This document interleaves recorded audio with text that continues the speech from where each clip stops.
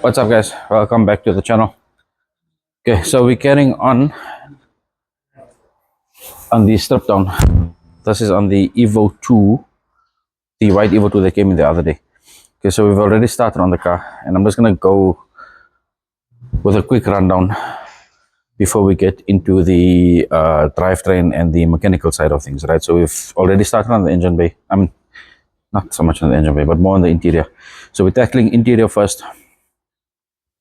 Getting the interior stripped out completely, then we'll move over to loosening up everything in the engine bay, and then we will move over to the drivetrain, strip out the undercarriage, and then move the kit out and get the car on the dolly. So we've started on it already, but let's just go through this car quickly, right? And you'll see that this car, I don't know what guys are trying here, but you've got paint over here. I don't know what is going on there, so that's gonna get stripped down. So we'll see what is going on underneath here. This here, I don't know why they made the whole frame black, but we're gonna clean out and blast out there. So we've got the dashboard that's gonna come out. We got the carpet that's gonna come out, and if you can see here already, we're picking up rust. So guaranteed that we will pick up rust at the bottom, and I can see the floorboard is leaning to the one side already. You can see the pedal is all out and the floorboard is leaning, so you know that this floor is, we're in for a floor here. This car was sprayed before, so it was taken down before, but you can see that they've made the back black. For what reason, I don't know. There's no sound padding or anything in there, so it has been stripped. Let's just lift up here as we're going. So this door rubbers, this is not the door rubbers that we want to use, and they've put glue on the rubbers. So we've got thick glue on here.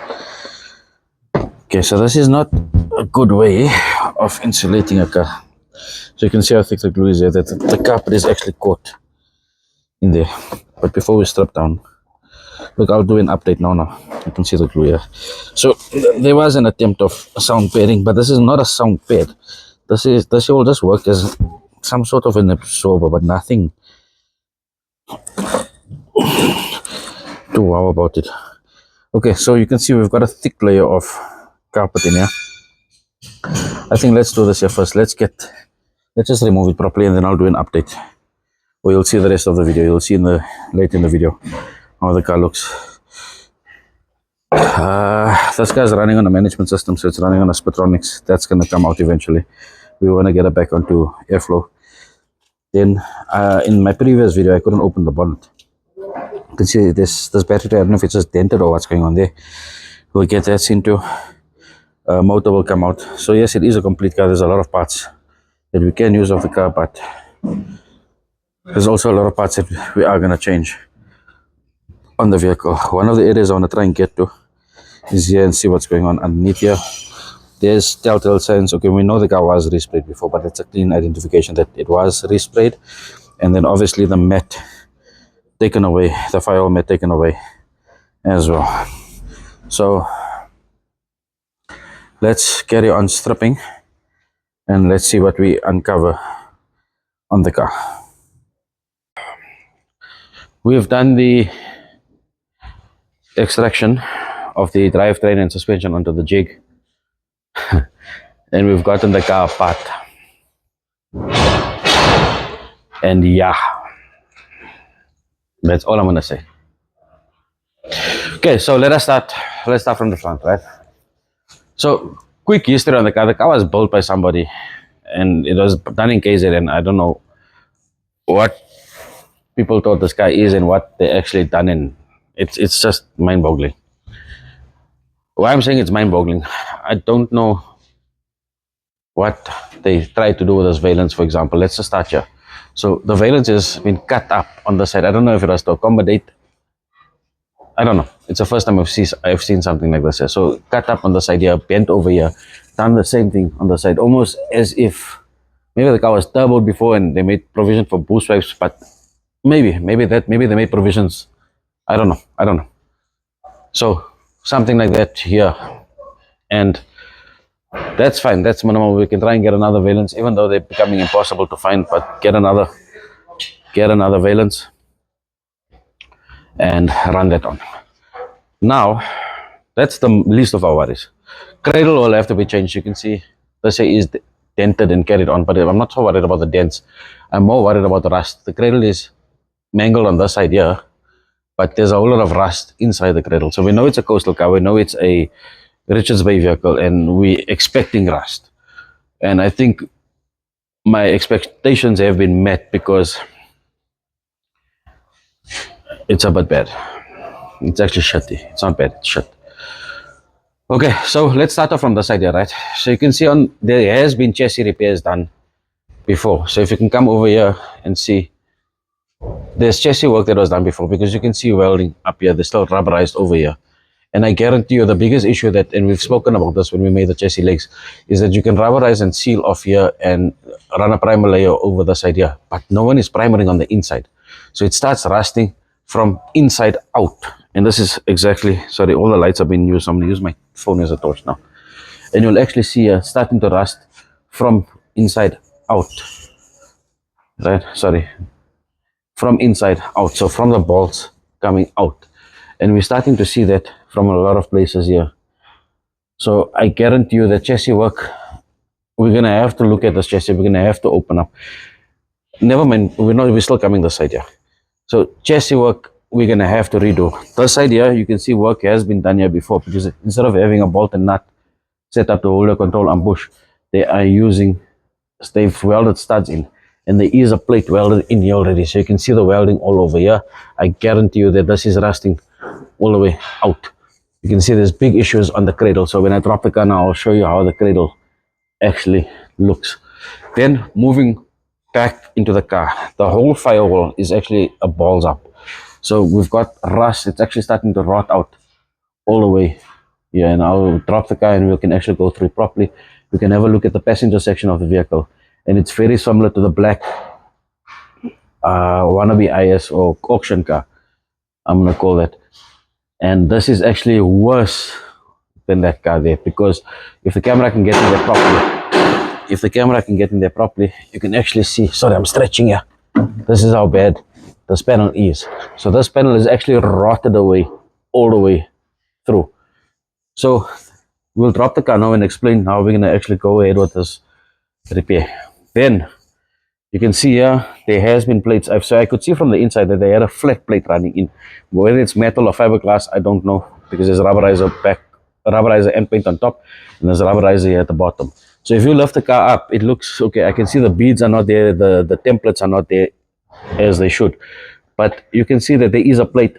If you look at it fast, you'll say, okay, fine, there's no rust, but you can actually see that there's rust. They've put a plate in here, and again, as per my theory, it rusts from the inside out, and you can see exactly what is happening here. It's rusting all the way up here. So this whole tunnel needs work. The whole firewall, the whole tunnel needs work, right? Then we've got fiberglass, and there's a clean indication of the fiberglass here. So from here, basically, right, they've got fiberglass. So I know that this panel here is definitely a fiberglass panel. So the floorboard on this side here, till how far I'm not too sure, is fiberglass, and the same is happening on the passenger side. So if I'm gonna try and squeeze around here quickly, you can see the fiberglass starting all the way up here, and it looks like there's more. So yeah, all the way here.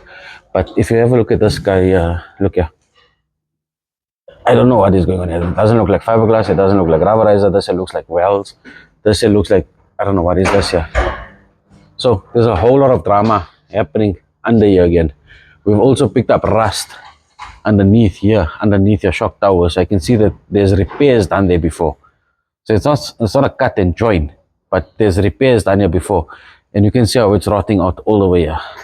Hence me saying this whole left of the car is actually a problem. Again, on the floorboard, you can see a silicone, a seam sealer built up on the side here, all the way around. This is fiberglass here. This is fiberglass, because I can see the resin all the way through here. Again, I don't know how far. It looks like it's coming all the way to the center of the car. Sorry, I've still got the jig over here. Like it's still coming out of the center of the car. If you look here, here's a whole lot of silicone and sealer built up. Never mind the spider webs.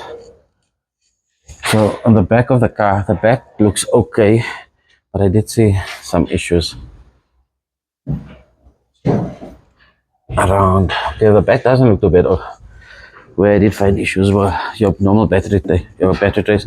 There's fiberglass built up all the way from here down to here, and the same thing done on the side. There's actually, you can see the plate up here. Here's the plate up here. You can see the old well marks, and then fiberglass at the bottom, built up with a whole lot of body filler on the rear side again. So best way forward with this vehicle is, okay, then let's move over to the let me pull the jig away for you. Let's pull the car down. Let's go into the car now, and then let's go into the jig as well. Okay, so now we've got the motor out and we've got a lot of the padding out, and this is when you can actually see how bad this car really is. So let's start off from this side here.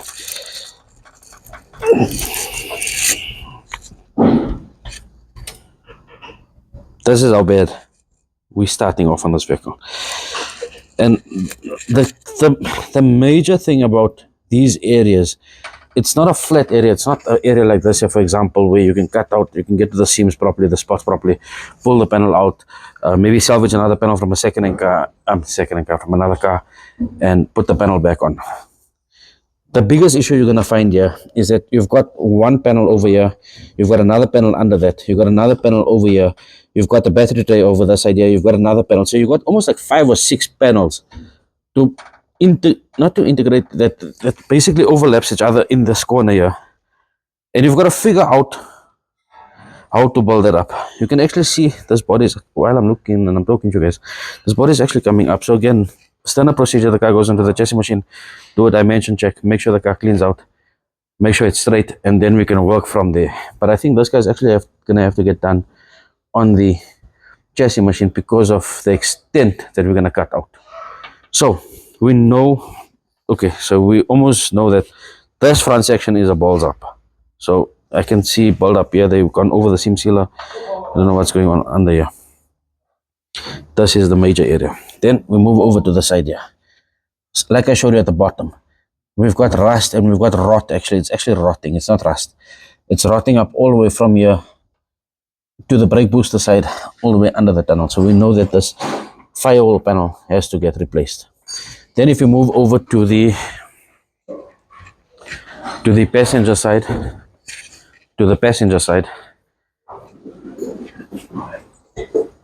you can see that there's been work done here before, because I can see there's thick welding over here, there's thick build up here. So, and this panel compared to the other cars, especially the one we're busy with now, is totally different. So I'm actually going to show you on that other vehicle where we're busy welding now, how it's supposed to look and how long it's taking us to do that panel there, right? And that's also a white IS, also from KZN, but it's a white IS, it's an EVO2 IS.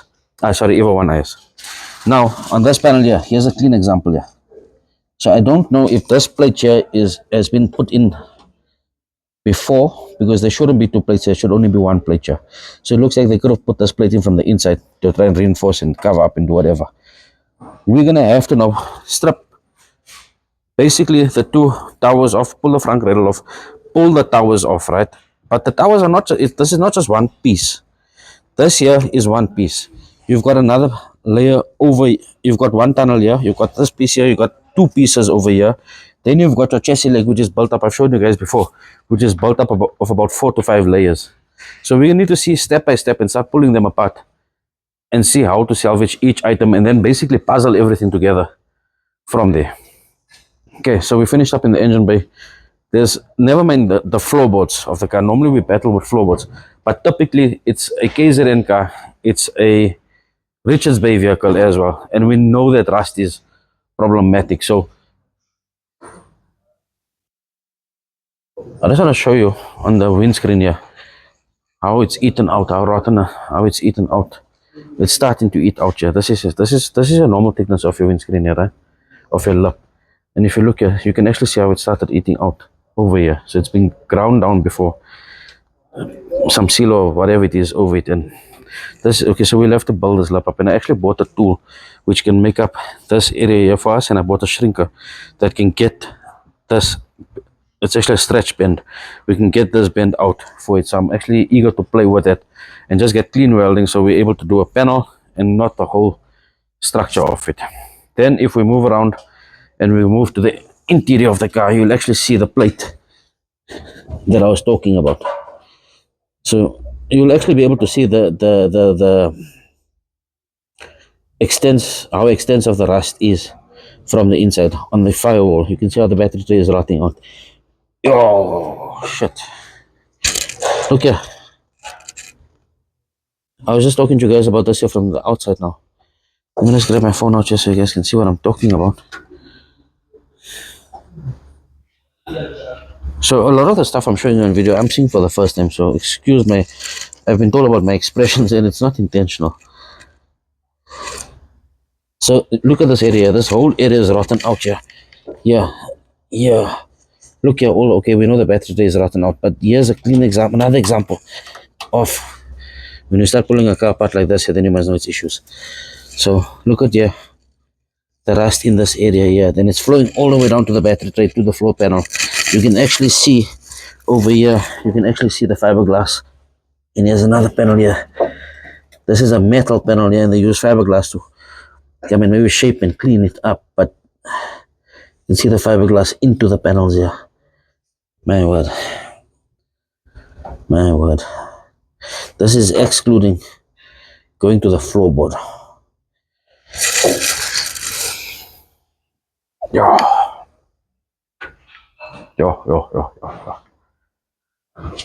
Okay, on the sunroof, do we see anything on the sunroof? How far? Okay, the sunroof. I guarantee you when we sandblast this car, a lot of the stuff is going to get blasted away. Okay, but I guess this is why we're here, right? So we're going to stop complaining about all the stuff that we find. It seems like the more we're finding solutions for the vehicles, the further in we're starting to find the rust. And is what it is. I haven't seen this booth properly on the inside. Let's see what's going on with the booth here. So this is the floor. This is how the floors were made out. So if you look at the red car that we done, even on the white car now that I'm going to show you, we've done those floors already. We're going to take out this rubberizing and see what the heck is going on under it. We're not going to trust anything that we see there. What the hell? There's board. There's wood. What is going on here? Why is it super wood? And it's super wood as such. This is wood. And yeah, why would a person do that? Why would a person do this? There's rust all over the show here. See? All over. We're gonna sandblast this guy in and out. Okay, so I don't know. This is still mind-boggling. Well, at least one good thing out of the car. One good thing. We've got a good backboard. Besides for these cutouts here, and we can replace this here quickly. But besides for this, we actually got a good backboard. Normally, we're always seeing the 6x9 cutouts, the speaker cutouts. We've actually got a good backboard to start with here. So, then, so then, having seen all this work here, right, it makes our Sikaflex friends, it makes this here seem like nothing if you look at all the work that it's got to be done on the inside. So this whole kit was put together with Sikaflex, and it's basically an aftermarket kit. They use Sikaflex because you can't use the original clips on the kit and you can't get it fitted in, so Sikaflex it through and Bob's your uncle. But there's a major dent in here. So, okay, let's move over to the drivetrain quickly.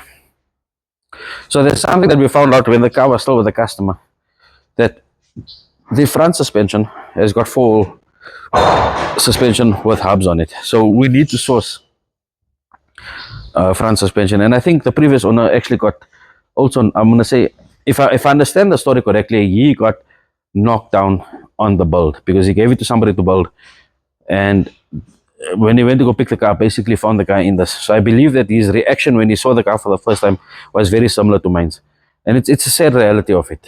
And it's sad that people can let a car like this here and I just get ruined. So bottom line is, if you can't do it, just don't do it. Rather leave it and be honest and say, leave it. Okay, so but we're gonna go through this. So we're gonna go through everything. So we're gonna basically stay down, start again, even though the motor is running. We're gonna tear the motor down, start it again. However, we are looking for a good service provider that can assist us with gearboxes, because we're starting to run out of them and we need to get to them as well.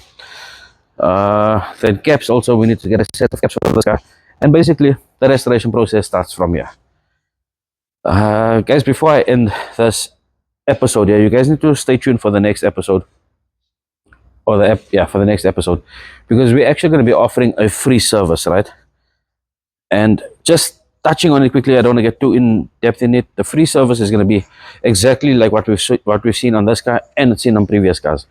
It actually gets very annoying that people get it's annoying, but it's frustrating every time I speak to a customer and I realize that I've got to be the bearer of bad news all the time, and they've gotten knocked. They think they bought a car that's okay-ish or even a little bit decent, and the cars turn out to be like this. And these cars are not small numbers. You're not paying 100,000 to 300,000, even up to 500,000 for these cars. They're paying numbers for them, right? So again, it's not the seller's fault, because the seller didn't even know what that is in so far. So the previous restorer or builder should have actually warned him and told him, listen here, this is how far it is. We can do it, we can't do it, this is how much it's going to cost to do it, this is how extensive it is, and so on like that. So in order to try and avoid this here, hold on. Sorry about that, the grinder went on, I just had to stop that. So in order for us to try and avoid, both on the seller side and on the buyer side, right? In order for us to avoid issues and bad sales, bad buys, and just animosity between people, I mean, we're going to be offering a free service, and it's going to take time out of our side, but it's a free service. It's not charged for, and so on like that. Meaning that if a guy wants to buy an E30, you actually welcome, book it in. You don't have to book the car in here. You can come through with the car. Let me know the day before that you're coming through. I'll make a lift available, make my time available, put the car in the lift.